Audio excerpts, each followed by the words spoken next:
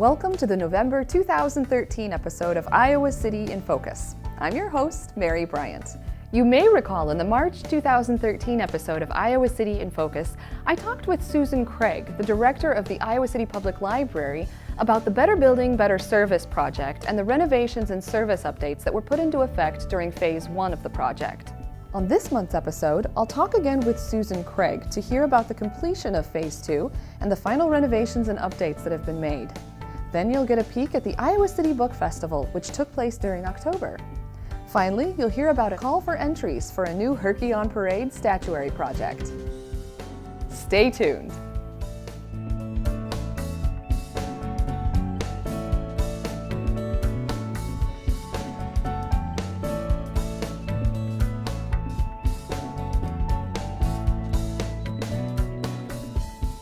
Today I'm back at the Iowa City Public Library talking with Susan Craig, the library's director, and I'm getting an update on the Better Building, Better Service project. Susan, in March we talked about Phase 1, where you were updating the entrance and a lot of the adult services, magazines and things. Can you tell me now where we are with Phase 2? Well, we are probably 98% finished with Phase 2, so we are right on schedule. Phase 2 included work on the second floor, which is mostly adult spaces, although we have carved out this lovely teen center. One of the reasons we did this was to provide this great space with technology. There'll be laptops in here, a variety of things for teens to use in a space where we can shut the doors and not hear them. We've relocated and downsized the reference desk, so the staff there are readily accessible to people who are using all the public access computers, and they have visual sight into the new teen center, which I think is probably a good thing down the road. And then we also did a lot of work in the children's room. We recarpeted about half of the space in there after 10 years of toddlers and babies and various substances. It was in dire need. As we reupholstered some furniture in there, got some new furniture, and we've created a new technology space for children. You know, the old space down there, the children sat at carols similar to what was up in the adult space. And just like with teenagers, children really don't use technology that way. An adult comes in and they want their own private space. You know, they're doing their own thing. It's email, it's jobs, it's research or whatever, and they're by themselves. But children and teenagers work in this collaborative, sharing environment. And so we got some new furniture in the children's room where they're just flat tables that the kids' computers sit on. We have some special technology for the youngest children called AW computers. It's aimed at preschoolers, and they have special keyboards with bright colors on them and educational offerings. So we're excited about that. And again, we've redone the service desk in the children's room and moved it to be more centrally located. Another part of Phase 2 that I'm really excited about using to its full potential is our new electronic sign system. And there is an interactive digital signboard when you walk into the library on the first floor and at the top of the stairs here on the second floor. And it has the floor plan layouts on it. It also has information about upcoming programs.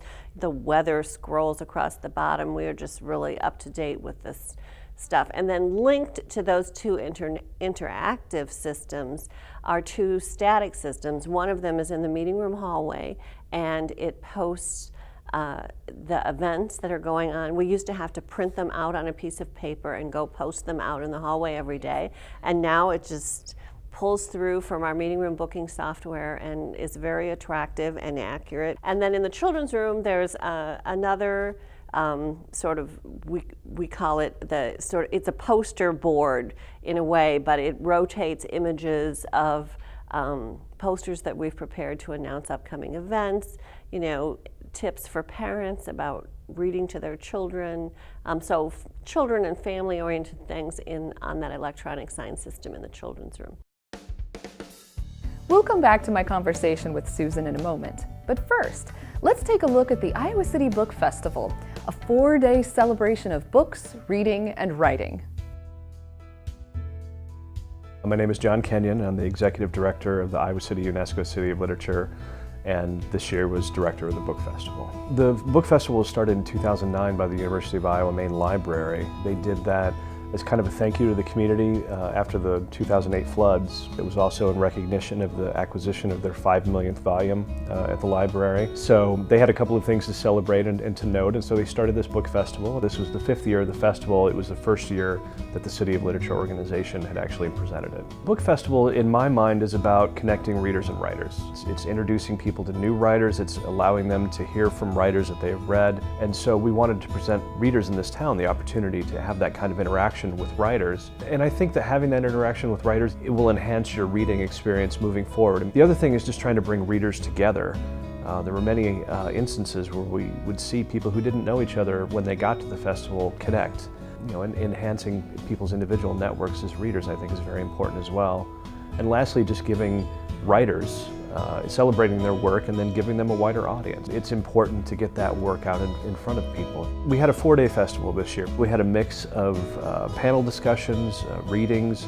We showed a couple of films in conjunction with the new film scene. We had our downtown book fair on the pedestrian mall, and then we had what's called the Day in the City of Literature. And that's where the venues are dispersed. So we had about 25 different venues all across Iowa City and out into Coralville. It was really just a chance for them to host some local and regional writers. We had more than 70 events throughout the course of the weekend, and a lot of happy readers by the time we were done. It was very much a sense of the community coming together. We oversaw it, we were the umbrella, but our goal was to make it a showcase for anybody that has anything to do with literature. In terms of the City of Literature, I hope that people see these assets that make us a city of literature. I mean, we're one of only 6 UNESCO designated cities in the world, and so we really saw the festival and kind of build as a celebration of literature in the City of Literature. We really wanted people to come away and say, oh, that's why Iowa City is a city of literature, to make it feel really tangibly like that. With events like this, again, getting at trying to capture that kind of literary culture that seeps out beyond those institutions. It's not just the workshop, it's the fact that every place you turn around, every coffee shop, you see, you know, a flipped open laptop and somebody's doing work. When I look around and I see anybody and I see their laptop flipped open, my thought is that they're probably working on something that I might read printed between hardbound covers someday.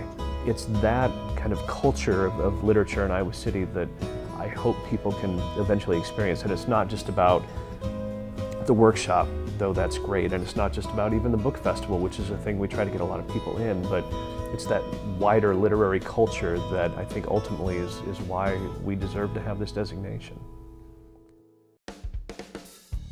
Now let's return to my conversation with Susan Craig about the Iowa City Public Library's Better Building, Better Service project. So can you tell me how updating the library, increasing services, how that is a part of the library's mission and adding technology and everything? Because when I was a kid, the library was where I went for books. Right. Well, when I was growing up, books was all there were in the library. And because that's all that you had at home. I mean, I have to say, I'm 60, and you know, we went to my grandmother's house to watch television when I was little, because she had a television and we didn't. So think how much change has happened in that 50 years since we did that.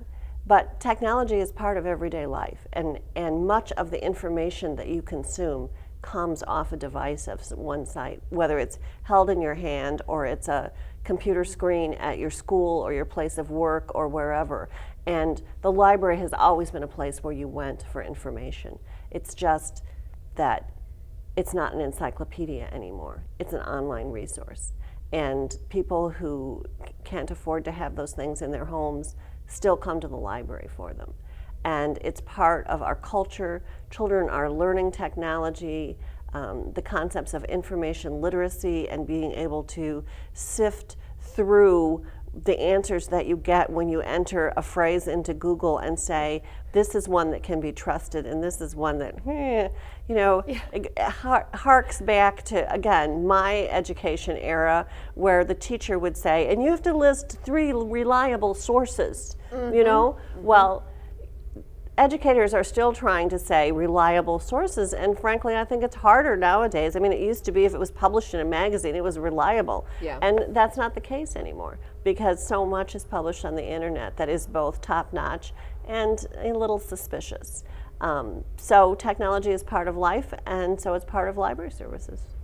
Well, then, now that you've gone through this huge renovation and update in services, what is next for the library? Well, we are actually launching a new strategic planning process this year, and we have a request out right now for proposals from consultants, and so we're going to ask that question of ourselves and of the community. You know, this remodeling came out of our last planning process, where we had someone come and look at our facility and say, you know, what are the deficits, where do we need to nip and tuck things a little bit, you know, without doing any major things. And this is the result of that, and that was almost 5 years ago, and so it's time to start thinking about what is next. And the first part of that is asking the community, studying how the community uses the library, and asking them questions about what do they want from the library. I like that. You're not going to sit still and just... Never. Well, technology isn't going to stop. No. And it's very exciting being in downtown Iowa City with so many projects going on.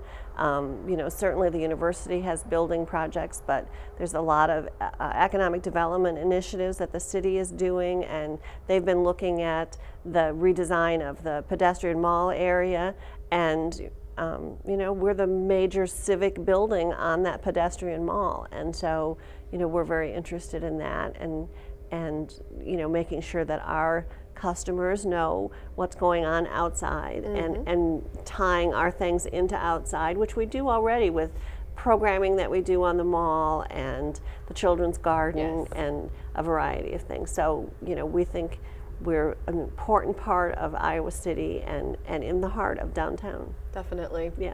Thank you so much for talking with me today, Susan. It was a pleasure. To learn about the renovations and service updates initiated in Phase 1 of the library's Better Building, Better Service project, visit citychannel4.com/video and watch the March 2013 episode of Iowa City in Focus, or check out icpl.org/renovation. Remember Herky on Parade, the 2004 public art project? 10 years later, in May 2014, Herky on Parade 2 will be unveiled and displayed throughout the community through a cooperative effort between the University of Iowa Department of Athletics, the cities of Iowa City, Coralville, and North Liberty, and the Iowa City Coralville Area Convention and Visitors Bureau. Artists are needed to paint and decorate the more than 75 new Herky statues. If you're interested in submitting a proposal for consideration, download a Call for Entries artist packet at www.herkeyonparade2.com, or you can get a hard copy by picking one up from the Iowa City Coralville Area Convention and Visitors Bureau at 900 First Avenue in Coralville, or contact Marcia Bollinger at the City of Iowa City at 319-356-5237 or Marcia-Bollinger at iowa-city.org. If your design is approved and selected by a sponsor, you'll receive a $1,500 stipend, $500 of which will be paid upon execution of an artist's agreement. The remaining $1,000 will be paid upon completion of the statue. Do you have a winning idea to transform Herky into a work of art with visual, conversational, and civic appeal? Then pick up your artist's packet or download it at www.herkeyonparade2.com and submit a hard copy of your design proposal by Wednesday, November 27, 2013 by 4 p.m. to the City of Iowa City. Attention Marcia Bollinger, 410 East Washington Street, Iowa City, Iowa 52240. You can watch all of these segments again by visiting citychannel4.com/video or by turning to Channel 5 and calling into Video on Demand. Check out some of our past shows while you're there. Also, if you like us on Facebook, you can receive updates about other City Channel 4 programs you may enjoy. Find us there at facebook.com/citychannel4. Thanks for watching this month's episode of Iowa City in Focus. I'll see you next time.